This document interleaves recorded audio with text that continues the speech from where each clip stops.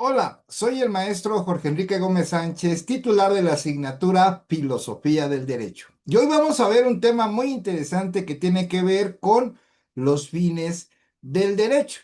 En un momento vamos a revisar la definición, vamos a llevar a cabo un análisis de lo que el derecho, cómo se integra dentro de lo que es la filosofía del derecho.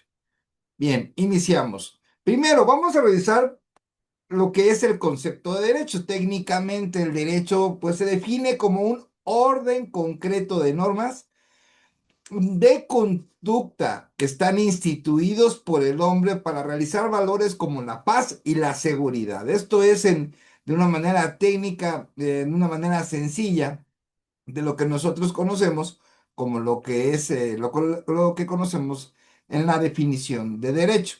Estas normas tienen tres características principales, fundamentales, digámoslo así. Bueno, son bilaterales, imponen deberes a unos y otorgan facultades a otros. No hay que olvidar que las normas jurídicas establecen derechos, pero también establecen obligaciones. ¿Ok? Bueno, su segunda característica es que son externas, no regulan lo que hacemos, no lo que pensamos, sino que va a regular la actuación del ser humano y de las instituciones en la sociedad. ¿Sí? Y una tercera, que son coercibles. El Estado puede usar la fuerza legítima para que se cumplan.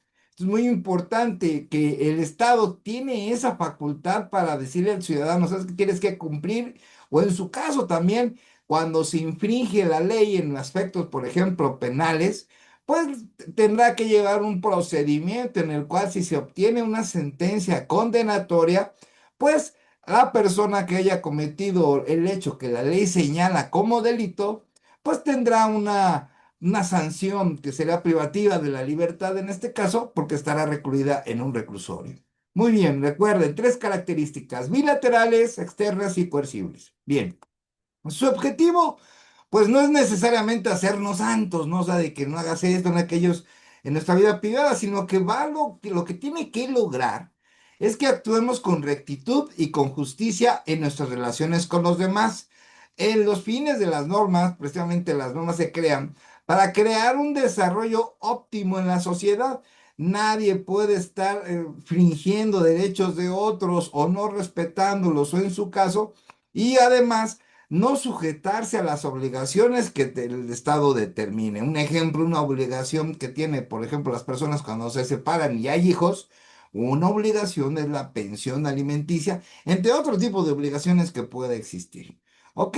Muy bien. En nuestra disciplina, bueno, hay dos grandes visiones que están en contraposición y bueno, que los grandes tratadistas pues han hecho manifestaciones conforme a su corriente. Digo, cada una es respetable, pero es importante tomarlas en cuenta porque de ahí nace el análisis jurídico que tenemos que hacer dentro de lo que es la filosofía del derecho. Uno es el jus positivismo, que afirma que el derecho es simplemente lo que Estado manda, ¿sí?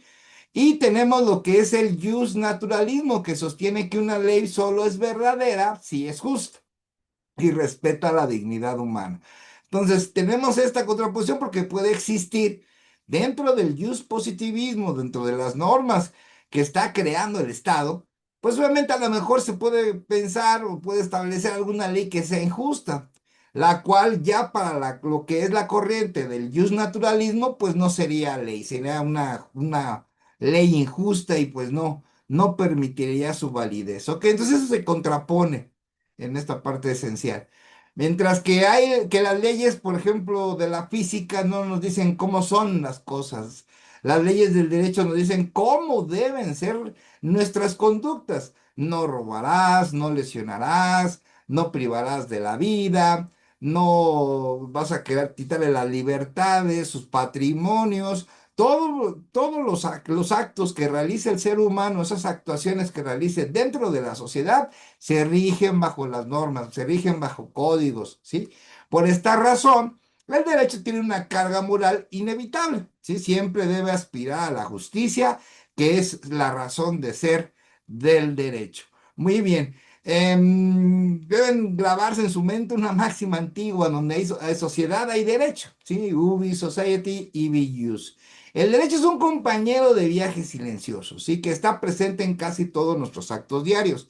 Desde que compramos un café hasta cuando firmamos un contrato de trabajo, o realicemos un acto jurídico, o contraemos matrimonio, registramos a nuestros hijos, hijas, también, por ejemplo, alguna cuestión que tiene que ver en tu parte laboral. Tú, si eres servidor público, tendrás que cumplir con muchos ordenamientos. Hoy en día, el servidor público cumple con muchísimos.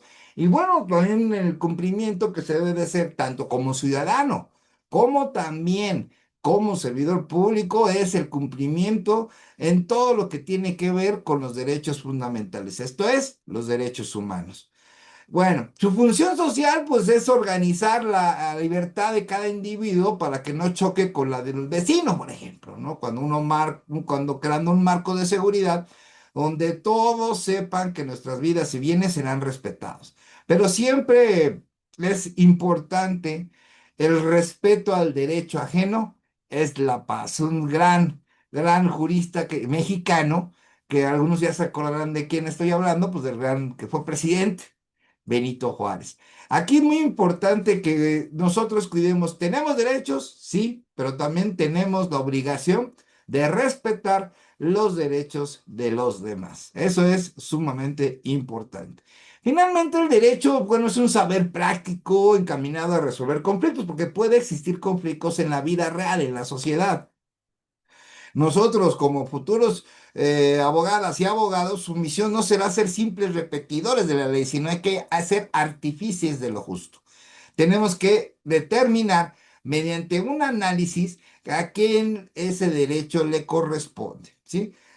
Hay que tener en cuenta que muchas actuaciones que hace la sociedad, pues bueno, lo hacen a veces sin el conocimiento de la ley y bueno, y eso crea los grandes conflictos, ¿sí? Les voy a poner un ejemplo. Una persona que contrajo matrimonio con otra, bueno, pues llega un momento en que se separan, ya no viven juntos y ellos, los dos piensan que por el hecho de haberse separado y por el hecho del pasar del tiempo, es ya inválido ese matrimonio, cuando así no lo es.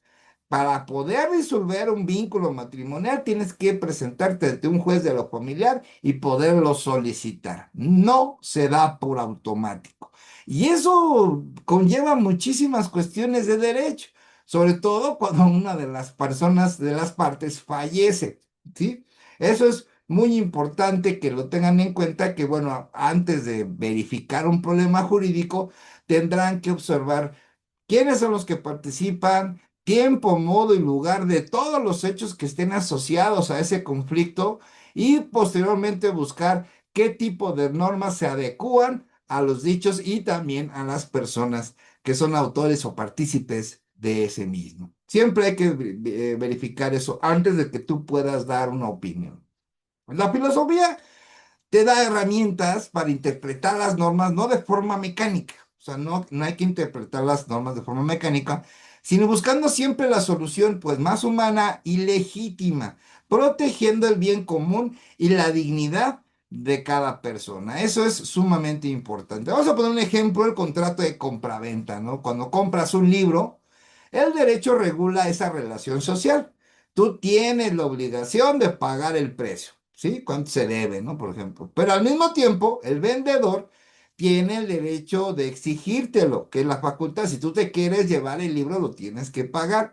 Si pagas y no te entregan el libro, bueno, pues el derecho te ofrece herramientas legales para obligar al vendedor a cumplir su parte, demostrando la coercibilidad y bilateral del sistema jurídico. En este caso, en este efecto de este contrato de compraventa del libro participan dos personas. Tenemos un objeto, sí, es un libro, es un objeto lícito, también eso se tiene que observar, porque no en todo acto jurídico puede establecerse un objeto ilícito, ¿sí? Cuando un objeto es ilícito, ya no tiene razón de ser un contrato de compraventa. No puedes andar realizando contratos de compraventa con algo ilícito, por ejemplo, con un artículo robado, ¿sí? Entonces, es importante tener en cuenta esto de, por ejemplo, de la existencia de los contratos, que bueno, Ya en unas subsecuentes materias ustedes podrán llevar esa asignatura de contratos y que verán sus requisitos de validez, de invalidez, todo lo que tiene que ver la estructura de un contrato por sí. Bien, diferentes enfoques de la filosofía que intenta definir y, bueno, explicar los propósitos del derecho. Bueno, para comprender la filosofía del derecho, lo primero que deben de saber es que el derecho, bueno, no más es un montón de reglas para cumplir, no, sino tiene bueno, para que se cree una ley con una finalidad, la cual, pues, es primero que se respete el derecho de las personas y que no, o una obligación que tienen que tener ciudadanos o instituciones, y bueno, pues tiene que buscar que la realización de la justicia o el bien común basándose en la dignidad humana. Eso es lo que los primeros parámetros que debe de poder cumplir cuando se crea una ley. Es muy importante esa parte y, bueno, su finalidad, ¿no? ¿Cuál es el bien jurídico que va a proteger o cuál es la obligación que va a establecer? Va a depender de, bueno, para qué fines se crea esa ley. Por ello, consideran que una ley solo es automática si es justa a principios morales universales y eternos, ¿no? Actuando como un límite ético necesario el poder del Estado para evitar que se convierta en una fuerza bruta, sino el Estado no puede crear leyes por crear. Tendrá que cumplir todo este conjunto de requisitos para establecer un orden, para establecer una credibilidad, para establecer un desarrollo en cualquier país. Y esto no es en México, esto es a nivel internacional. Y, bueno, en última instancia, su fin es permitir el florecimiento de la persona a través de lo que llevan razonabilidad práctica, que, bueno, que para qué se está creando esta ley. Bueno, en contraste, bueno, ahora si hablamos ahora de positivismo, propone que el derecho es proporcionar orden, seguridad y certeza social a través de normas creadas por el hombre, independiente de que si son buenas o malas moralmente. Aquí en el positivismo sí hay una separación completa de lo que es la moral, sino simplemente se basa, bueno, vamos a crear las leyes buscando un orden, buscando una seguridad y una certeza social, pero ya no toca la moral, ¿no? Autores como grandes tratadistas como Hans Kelsen buscaron una teoría pura, ¿sí? Que permitiera estudiar las leyes como una técnica social de coacción, libre de influencia de la religión y la política. Bueno, ¿cuál era el punto principal de que por qué querían separar la moral? Pues, bueno, que la moral en ese tiempo, pues ellos pensaban que había una influencia por parte de la religión, por parte de la política asociado a lo moral. Y, bueno, eso les daba una alerta de decir, bueno, a ver, espérame, se va a crear unas leyes, pero lo queremos fuera la moral, pero también queremos fuera la política y también queremos fuera la religión, sino sé que la ley se tenía que abocar, pues, precisamente al análisis del acto que se va a prohibir.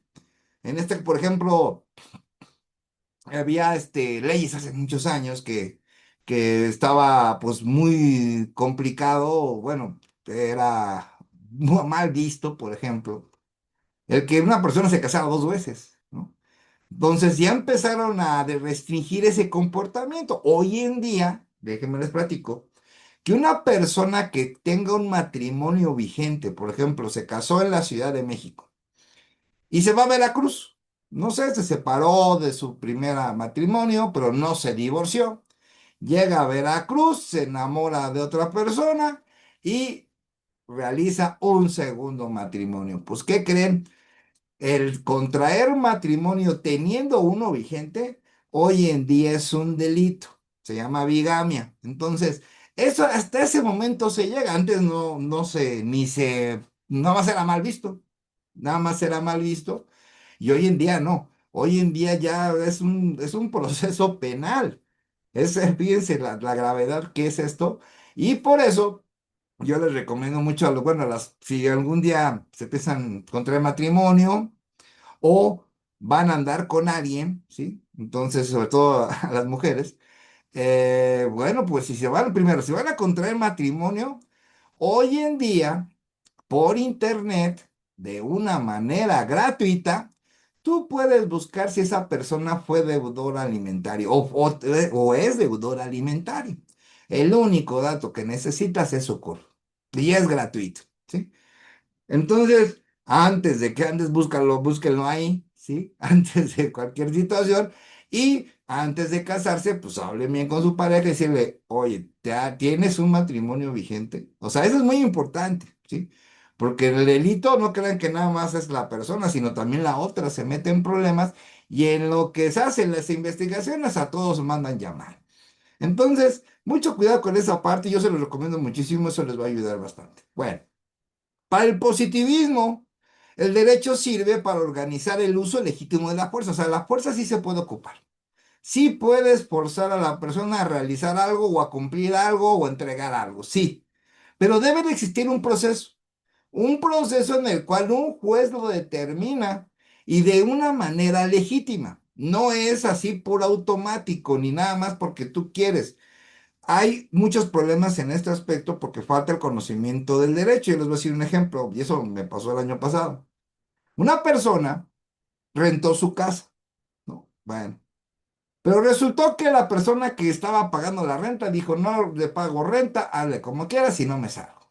Y esta persona, por enojo, se metió a la casa, lo sacó a los dos. Y bueno, pues, ¿qué creen? Se abrió una carpeta de investigación por el delito de despojo. Ustedes me dirán, oye, pero es su casa. Sí, pero hay procedimientos para hacerlo. No puedes hacer justicia por tu propia mano. Y fue un problemón porque le tuvo que regresar a la casa mientras se abría otra vez ahora el proceso judicial, pero ¿qué creen? El proceso penal continúa. Y además tuve que pagar una reparación del daño y bueno. Fue todo, le salió mucho más caro esa osadía. Y que bueno, hay que identificar bien cuál es la actuación que vas a realizar, porque te puedes meter en un problema. ¿Y por qué se va a utilizar la fuerza legítima por parte del Estado? Pues bueno, para resolver los conflictos de una manera objetiva, previsible y eficiente. Así, una norma es válida si fue dictada por la autoridad correcta siguiendo el procedimiento legal, cumpliendo su fin de estabilizar la convivencia. Por ejemplo, otro de los actos que la sociedad critica mucho es, por ejemplo, el cumplimiento de una orden de aprehensión. Llega la policía, está la persona, está su nombre, te llenan la presión y pues se los tienen que llevar. Aquí no es de que si quiere o no quiere, si está la mamá, si está el papá, le puede decir a medio mundo, ellos lo tienen que presentar ante el juez que lo pidió. ¿Sí? Aquí no hay nada. Para lograr un orden de aprehensión, obviamente tiene un procedimiento, debe existir una investigación. Hay dos requisitos, por ejemplo, para la orden de aprehensión. Uno, que exista un hecho que la ley señale como delito, que ese delito esté dentro de los delitos graves para que me entiendan rápido. Y aparte que la persona sea autora o partícipe probablemente de ese hecho que la ley señala como delito. Entonces, cumpliendo sus requisitos, ya se puede girar una orden de aprehensión. Y aquí no es de que no quiero ir, aquí es de que pues, voy mañana y que dame chance. No, aquí lo traes orden de aprehensión. ¿Eres Juan Pérez Pérez? Sí, soy Juan Pérez Pérez. Vámonos, no te estoy pidiendo permiso y toda la gente dice, no, que se lo están llevando ilegalmente. No, no se lo están llevando ilegalmente. Hay una orden de aprehensión en el cual se va a someter a un procedimiento penal. Bueno, y entre los requisitos que debe de establecerse. Una visión distinta es la del realismo jurídico. Bueno, esto que explica que el derecho no es un sistema de reglas lógicas guardadas en libros, o sea, sino que los jueces deciden la práctica diaria. Si ellos van a tener que hacer una interpretación y esa interpretación tiene que ser conforme a nuestra Constitución, conforme a tratados internacionales de derechos humanos ratificados por el Estado mexicano. Los jueces tampoco se mandan solos, ellos van a tener una interpretación, pero ¿en base a qué? Esto que les platico apenas una reforma del 2011 en materia de derechos humanos, que hablamos de un control difuso ex oficio. Esto quiere decir que ese control que va a realizar el juez, que va a tener que revisar el parámetro de regularidad constitucional, el cual está integrado por lo que es nuestra Constitución y los tratados internacionales firmados y ratificados por el Estado mexicano, además de las sentencias de la Corte Interamericana donde México fue parte o unas que pueden ser orientadoras donde México no fue parte. Dentro de esas sentencias que tiene la Corte Americana, que esas sentencias, bueno, pues acusan a los gobiernos, ¿no? O sea, determinan que los gobiernos no respetaron los derechos humanos y tendrán que cumplir lo que emite esa Corte Interamericana de Derechos Humanos por una sencilla razón, porque ellos, todos los estados, firmaron ese convenio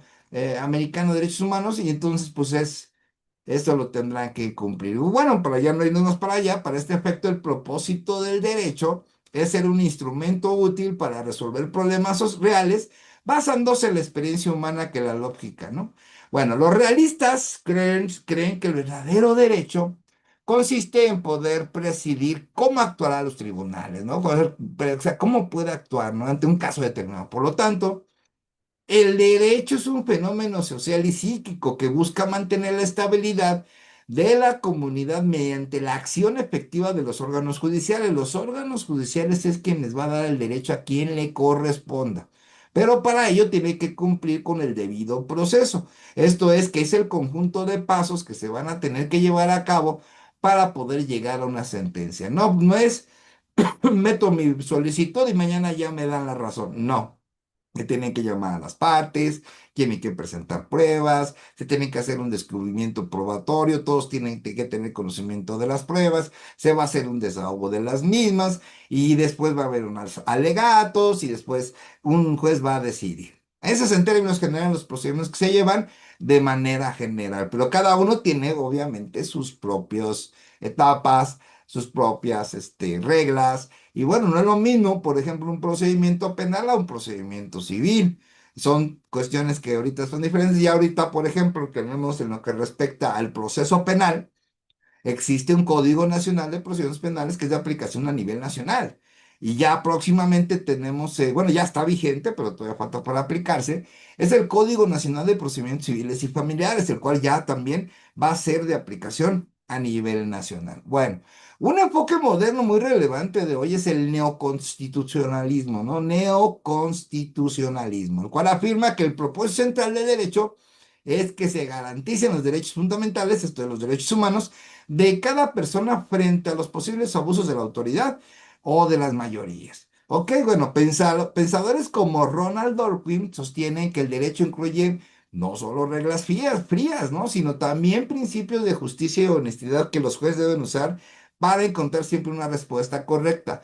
Cero corrupción. Si en los jueces hay, debe de haber cero corrupción porque tienen que definir el derecho que le corresponda a la persona, ¿sí? No es algo que van a decidir nada más por gusto o que estén alineados con alguna de las partes o que pues resuelve a favor por alguna cuestión de corrupción. Debe de haber cero corrupción, ¿sí? Este enfoque busca que el derecho tenga integridad, ¿sí? Tratando de la sociedad como una comunidad que respeta los principios morales compartidos y que siempre interpreta la ley bajo la luz de la ética. Sí, ya empiezan otro tipo de temas enfocados al comportamiento del servidor público y que bueno, tanto estatal como federal, existen diversos ordenamientos legales que nos hacen referencia a ese aspecto.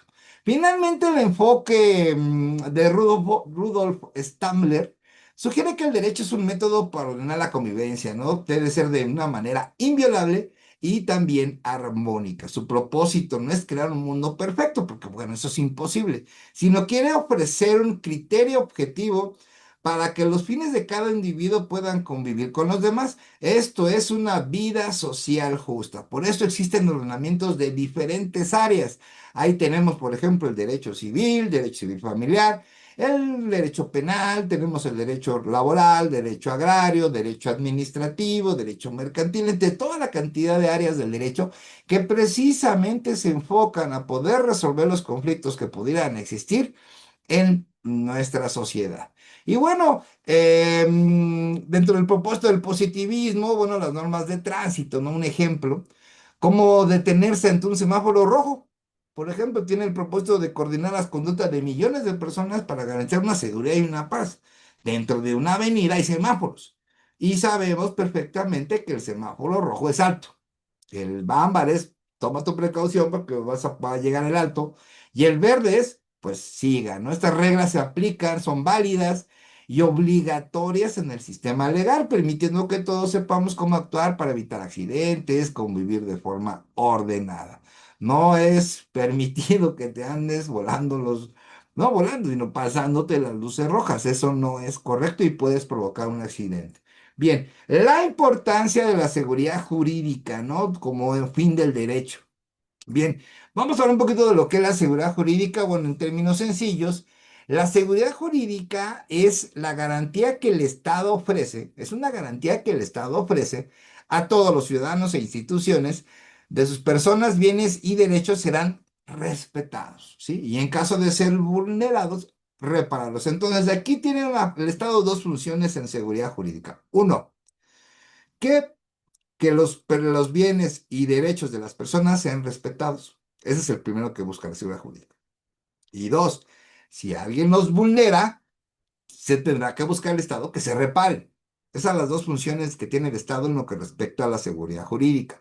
Es un valor jurídico fundamental porque de él depende la existencia de todo un ordenamiento jurídico. Si no hay seguridad, los destinatarios se sentirán sometidos a la fuerza y no al derecho. En última instancia, la seguridad jurídica es lo que permite que el derecho cumpla con una de sus funciones primordiales, ¿sí? Entonces, dentro del derecho tenemos la seguridad jurídica, que es ese cumplimiento, ¿no? El cumplimiento de respetar los derechos y patrimonio de las personas y si sean vulnerados, que sean reparados. Entonces, eso ayuda al derecho, ¿sí? Al tener una ley de no, que no se puedan violar las libertades, ¿no? Que exista un plano de igualdad y de justicia. Para que esta seguridad sea real, estamos hablando de para que exista seguridad jurídica, es indispensable que las leyes sean claras, públicas y coherentes entre sí. Eso es muy importante. A este aspecto se le denomina seguridad de orientación. Y esto significa que el legislador tiene el deber de detectar normas que no sean contradictorias. O sea, no puedes crear una norma prohibiendo algo y en otra norma que lo estés permitiendo, ¿sí? O sea, eso es contradictorio. En una norma lo dejas hacer y en otra norma no lo dejas hacer. Son totalmente contradictorios. Esto es lo que no debe existir en los ordenamientos legales. Y obviamente bueno, que no confundan a la población, que ese también eso es otro tema. La claridad del lenguaje rige la primera defensa como una arbitrariedad, ¿no? Que no debe existir arbitrariedad, pues permite que cada individuo puede decidir cómo actuar. O sea, cada individuo pues es libre de hacerlo. Si tú él puede actuar, tiene la libertad de hacerlo. Pero ojo, una cosa es que tenga la libertad y otra cosa que es una cuestión ilícita, ¿sí? Tú puedes salir una persona, pues ese lo voy a golpear, bueno, ¿por qué lo vas a golpear? Te va a decir la persona, yo soy libre de golpearlo, sí, pero tú si lo golpeas vas a ir a la cárcel, esa es la consecuencia. Entonces, por eso la gente cuando sale, pues no se golpea. ¿Sí? Si las reglas son oscuras o quedan sujetas al capricho de un funcionario en turno, pues se pierde esa confianza, no hay una estabilidad social. Por eso las normas deben ser exactas, precisas y sobre todo que la sociedad las pueda entender. No es necesario que todos los ciudadanos sepan derecho, no, sino que saben perfectamente qué es lo que está prohibido. ¿Sí? Sin embargo, no basta con saber qué dice la ley. También necesitamos la certeza de que va a cumplir efectivamente y profesionalmente con su fin. Este segundo aspecto se llama seguridad de realización o confianza en el orden, del cual exige que los jueces y las autoridades apliquen las normas de manera imparcial y constante. Tú puedes aplicar la ley, el juez puede aplicar la ley, pero tiene que aplicarla igual para todos. No porque tú eres de este sector, pues como que a ti no te la aplico. Tú que eres del otro sector, a ti te la aplico hasta con más fuerza. No, debe de haber una imparcialidad y debe ser constante, no nada de que ahorita la aplico y mañana, porque como amanecí de malas, no la aplico. No, tiene que aplicarla todas por igual. Cuando los órganos del poder público se someten estrictamente a la ley, incluso si la decisión no les favorece políticamente, el ciudadano adquiere la tranquilidad de que el derecho no es un adorno, sino una realidad viva. Esta confianza de las instituciones en el pegamento que mantiene unido el cuerpo social y evita que los conflictos se resuelvan por mano propia o mediante violencia. Y aquí hay algo muy importante. Las leyes se quedan, los gobiernos van y vienen, las personas que sumen cargos públicos van y vienen, sí, sobre todo los de altos rangos, ¿no? Pero la ley sigue. Y la ley va a seguir y la ley se va a tener que seguir cumpliendo, porque la ley no se va, la ley no es por sexenios, La ley se va a mantener ahí y se tendrá que cumplir, ¿sí? Desde una perspectiva histórica y social, la seguridad jurídica actúa como un puente que conecta al pasado, ¿sí? Al presente y en el futuro de la nación. Siempre se va a tener que observar todo el comportamiento de la aplicación de la ley, quién la aplica y cómo la aplica. Al otorgar esta estabilidad entre los derechos adquiridos que ya tenemos como ciudadanos, como la propiedad o los contratos, el derecho también permite que las personas planeen su vida económica y familiar con autonomía. No nada más tenemos el derecho a la vida, el derecho a que no te lesione a tu persona, a tu nombre, a tu dignidad, sino también el derecho a tu desarrollo. Tú eres libre de poder comprar una casa. Obviamente aquí tendrás que ajustarte a cuestiones relacionadas, por ejemplo, de, bueno, ¿de dónde salió el patrimonio? Porque hoy sí te van a preguntar, voy a comprar una casa de 10 millones de pesos y, qué bueno, qué padre, ¿no? Muy bien, ¿de dónde salieron los 10 millones? ¿No? Porque estamos hablando a lo mejor de un enriquecimiento ilícito y eso es lo que se tendría que, eso lo observa el Estado. El sistema jurídico estable, pues, permitiendo, debe de permitir un progreso, ¿no? Que no dependa de la suerte o del favor del poderoso, no. El progreso debe ser el esfuerzo de las personas. El Estado de Derecho se define, fíjate, porque el Estado de Derecho es el que te va a permitir ese desarrollo. Pues bueno, se define como por la limitación del poder público para preservar una esfera de libertad que es sagrada para cada individuo, pero esa libertad que tienen los individuos ante la ley, pues está limitada, como por ejemplo para los actos ilícitos, ¿sí? Tú eres libre, sí, pues, correcto, pero tienes limitantes. ¿Cuáles son esas limitantes? Pues lo dice la ley. No puedes robar, no puedes secuestrar, no puedes vender droga ilícita, no puedes hacer muchísimas cosas, no puedes hacer. ¿Por qué? Porque son ilícitas, ¿sí? Pero sí tienes tu libertad de muchas cosas más. Finalmente, debemos recordar que la seguridad es la condición necesaria para que la justicia pueda existir. Debe de existir esa seguridad para que esté unido a lo que es la justicia. Aunque la justicia es el fin supremo, esta no se puede alcanzar en medio de un desorden o incertidumbre. No puede, cuando hay un desorden y existe una incertidumbre, no puedes alcanzar la justicia. Primero necesitamos un orden firme sobre el cual edificar las soluciones justas. Se tiene que construir. Es como un edificio. Si construyes unos buenos cimientos, el edificio va a ser fuerte. Pero si no lo construyes bien, pues se te puede caer. La seguridad jurídica, pues es un asunto protector que evita que nuestras libertades queden a merced de a lo mejor se cumpla, a lo mejor no, puede haber ataques violentos, y esto permitiendo que florezcan los valores, ¿no? Debe existir los valores para la dignidad y es lo que se tiene que cuidar.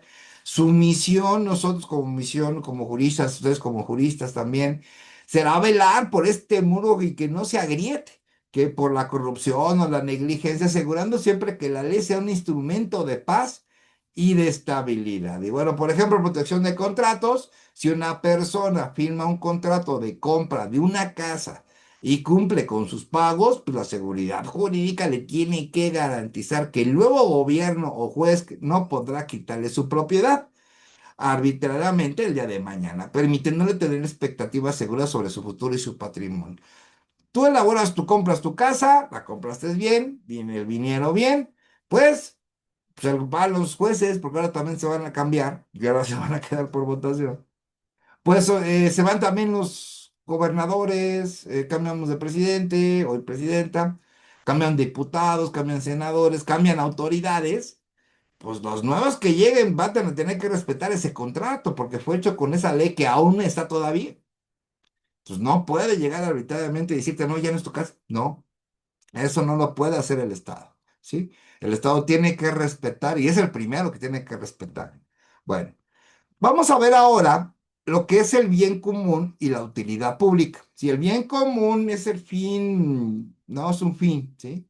Que pues está en la sociedad, vive de vida de sociedad respetando que debe guiar a todo legislador y jurista. No debe entenderse como la suma de intereses individuales de cada persona. No, no es individual, ¿sí?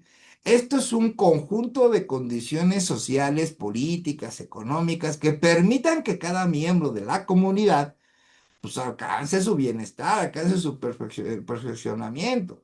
El bien común, como todo, es una organización, es un conjunto, es un grupo del cual se busca, pues que todos tengan en ese grupo, pues unas condiciones sociales, políticas y económicas que permitan su desarrollo.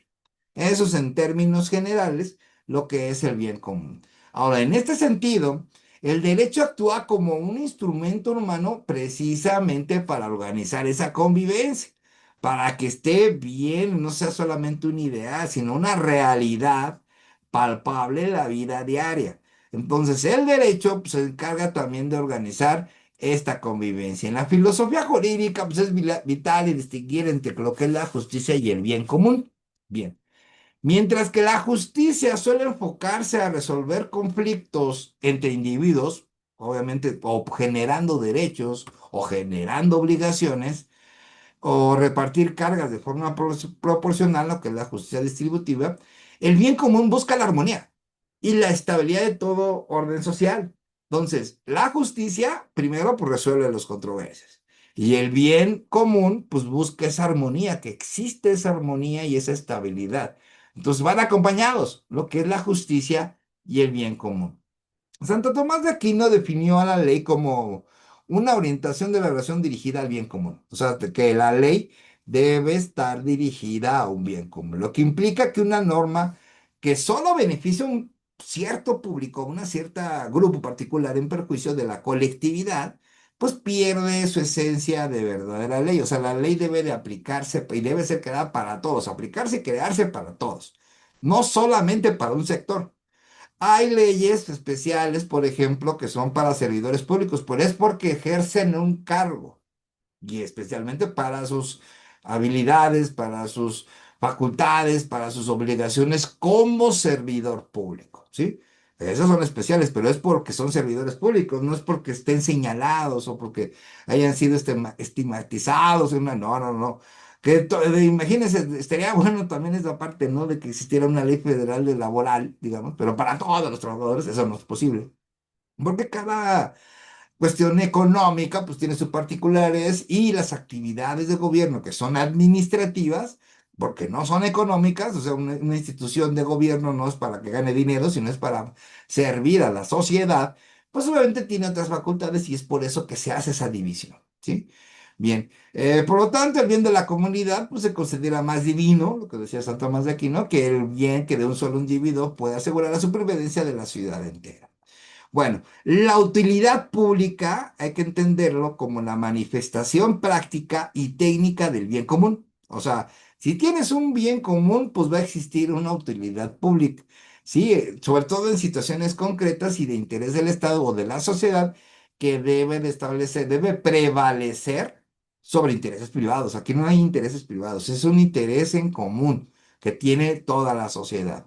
Se refiere a aquellas obras, servicios o actividades que reporten un beneficio directo a la colectividad, la creación por ejemplo, la creación de hospitales, la creación de universidades, de escuelas de primaria, de secundaria, o centros deportivos, o unidades administrativas del gobierno que se necesitan para la atención del público. Y bueno, diferentes factores que son para que sean de utilidad pública. La utilidad pública justifica que el Estado también limita ciertos derechos individuales, ¿no? Como la propiedad, como sea indispensable para satisfacer las necesidades generales como la salud, la seguridad y el progreso económico del país. Puede existir alguna cuestión jurídica, existe un acto jurídico en el cual pues él puede expropiar ciertas áreas, ciertos terrenos que sean de particulares por parte del Estado, por ejemplo, para la construcción de una escuela, por ejemplo, para la construcción de un hospital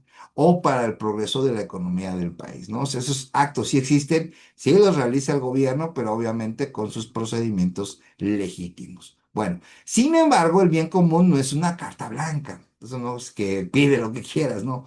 Para que el Estado aplaste a cada individuo, ¿no? O sea, de que el Estado tenga la oportunidad de hacer lo que quiera. No. Su límite está infranqueable en la dignidad humana. Tiene que, todo el Estado debe de garantizar, debe de proteger, debe de respetar los derechos humanos. Eso es siempre.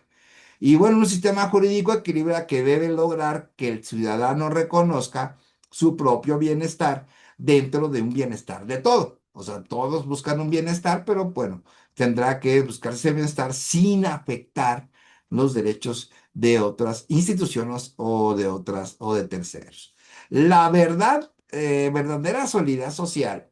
Esta surge cuando las leyes regulan prácticas que no son de igual ni interés para todos, ¿no? Garantizando espacios de libertad, como de donde cada persona puede buscar su felicidad sin dañar a sus semejantes. O sea, busca también siempre buscar esta solidaridad social donde pues la gente es donde más lo necesita, ¿no? Y nosotros como juristas, nuestro actuar, pues ya lo hemos mencionado, es tenemos que ser artífices de lo justo, ¿no? Evaluando si la aplicación de la norma en un caso difícil realmente sirve para el bien común o si genera una injusticia evidente. Bueno, en la filosofía del derecho, el marco jurídico es un compañero de viaje silencioso, ya lo hemos comentado, y que bueno, que el derecho cumple su misión cuando logra que la utilidad de las instituciones coincida con el florecimiento espiritual y material de cada ser humano. Y bueno, expropiación por una infraestructura vial, por ejemplo, cuando el Estado decide construir una carretera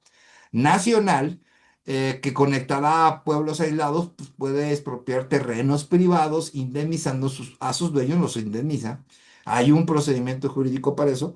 Y aquí la utilidad pública, bueno, pues es el transporte, el comercio, de que para miles de personas prevalece sobre el derecho individual de propiedad, buscando un bien común en la conectividad de la región y bueno, también un crecimiento económico. Y bueno, tenemos una infografía muy bonita, por cierto, que nos habla precisamente de todo lo que acabamos de revisar, lo que es el fines de la justicia, la seguridad jurídica, el bien común, tenemos la seguridad de orientación, la seguridad de realización, una estabilidad histórica y bueno, pues todo lo que tiene que ver con fundamentos y valores esenciales y las perspectivas de las filosóficas del propósito legal. Bien, espero que les haya gustado esta presentación. Muchísimas gracias. Soy el maestro Jorge Enrique Gómez Sánchez y nos veremos en otra conferencia más de la asignatura Filosofía del Derecho. Muchas gracias y hasta la próxima.